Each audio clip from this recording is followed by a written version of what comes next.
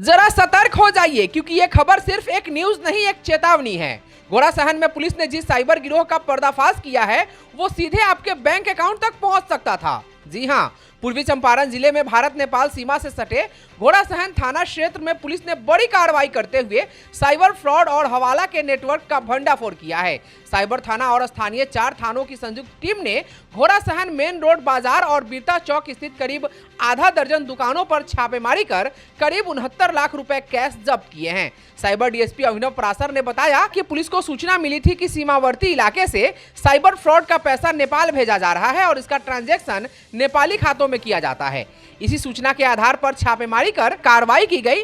Police ने इस मामले में 6 लोगों को गिरफ्तार किया है। मौके से 11 मोबाइल फोन, नोट गिनने की मशीन, कई नेपाली बैंक खातों से जुड़े दस्तावेज और व्हाट्सएप नंबर भी बरामद किए गए हैं।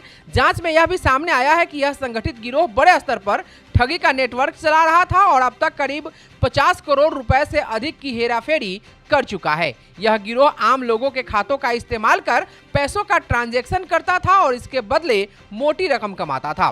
फिलहाल पुलिस पूरे नेटवर्क की गहराई से जांच कर रही है और अन्य आरोपियों की तलाश जारी है। इस संबंध में साइबर डीएसपी अभिनव परासर ने मीडिया से बातचीत करते हुए विस्तृत जानकारी दी। आप भी सुनिए उन्होंने क्या कुछ कहा।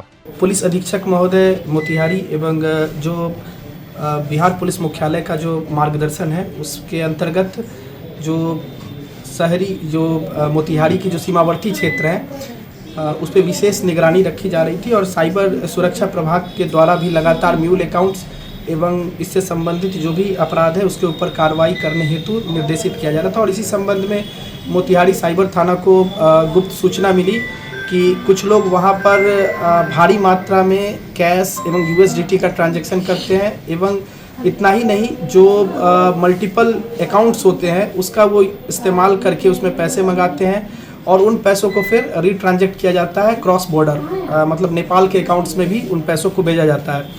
और इस संबंध में मोतिहारी साइबर थाना की टीम, घोड़ासहन थाना की टीम, ढाका थाना की टीम और जो पुलिस बल है लेकर के जो टीम थी वो रेड की कल शाम से लेकर के अभी कुछ देर पहले तक लगातार विभिन्न जगहों पर छापेमारी की गई।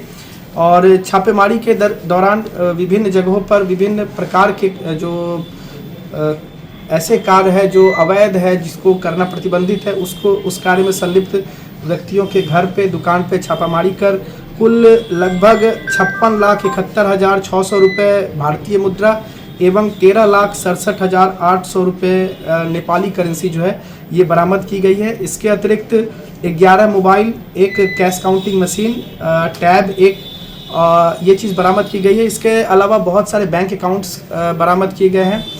बैंक अकाउंट से भी अतिरिक्त जो चीज़ें जो अभी भी जांच के क्रम में है ये जांच की जा रही है कि मल्टीपल जो मोबाइल्स हैं उसमें हम लोगों ने देखा है कि बाइनेंस का लॉगिन है और इस संबंध में जब इन लोगों से पूछताछ की जा रही है जो भी लोग हैं इसमें जिनके पास ये मोबाइल जब्त हुए हैं, बरामद हुए हैं, तो कोई सही उचित उत्तर नहीं दे रहे हैं। और जब उसका ट्रांजैक्शन चेक किया जा रहा है तो एक बाइनेंस के अकाउंट से लगभग 6 मिलियन यूएसडीटी जिसका अनुमानित मूल्य जो कि इन्हीं के द्वारा बतलाया गया कैलकुलेट करके, क्योंकि ये लगातार इन चीज़ों में डील कर रहे थे, लगभग 50 करोड़ जिसका वैल्यूएशन होता है 6 मिलियन यूएसडीटी का, जो इनका मुद्रा दर जो है उसके हिसाब से इन लोग के द्वारा बतलाया गया, तो उसका ट्रांजैक्शन डिटेल मिला है। इसके अलावा मोबाइल फ़ोन्स में मल्टीपल बैंक अकाउंट्स का जिक्र मिला है, मल्टीपल जो इंडियन अकाउंट्स हैं, नेपाल के अकाउंट्स हैं, इसका जिक्र मिला है।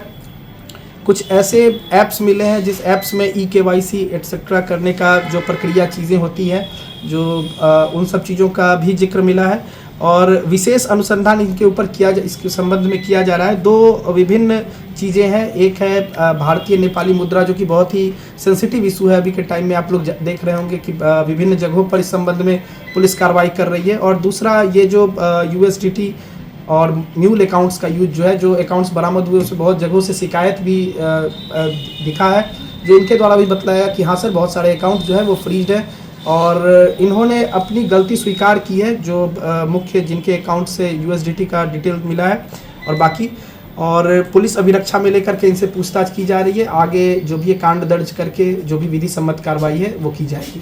किस तरह से ये लोग ठगी करते हैं, क्या करते थे? देखिए ठगी का जो तरीका है वो यहाँ पे स्पष्ट नहीं मैं कर सकता हूँ, क्योंकि दो चीज़ें होती है, एक होता है ठगना और एक होता है ठगी के पैसे जो भी होते हैं उसको आप कैसे चैनलाइज या रूट आउट करते हैं। तो ये मुख्यतः जो है ये पैसा को चैनलाइज करने वाला जो वर्क होता है उसके ऊपर ये कार्रवाई हुई है कि ह्यूज ट्रांजैक्शंस जो मिले हैं, जो कि इनके द्वारा खुद भी स्वीकार किया गया है कि ये USDT में उस तरीके का ट्रांजैक्शन करते थे, विभिन्न लोगों के साथ कैश में डील करके करते थे, विभिन्न लोगों को डॉलर दे करके उसके बदले में कैश लेना, नेपाल के अकाउंट्स में पैसे भेजना इत्यादि काम में ये लोग थे।